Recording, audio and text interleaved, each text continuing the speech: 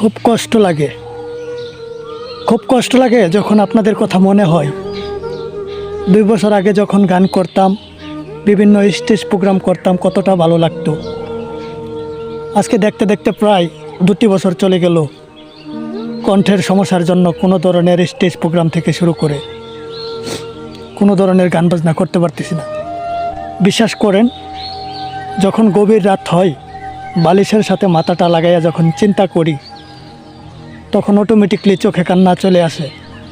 খুব মিস করছি আপনাদের প্রতিটা সেকেন্ড, প্রতিটা মুহূর্ত। আপনাদেরকে অনেক মিস করছি, যা বলে বোঝাতে পারবো না। হয়তো দুঃখ কষ্ট সবার জীবনে আসে, আবার সব কিছু ঠিকও হয়ে যায়, কিন্তু এখন যেই সময়টা পার করে যাচ্ছি, এই সময়টা, এরকম খারাপ সময় আমার জীবনে কখনো আসেনি। তো সকলেই দোয়া রাখবেন।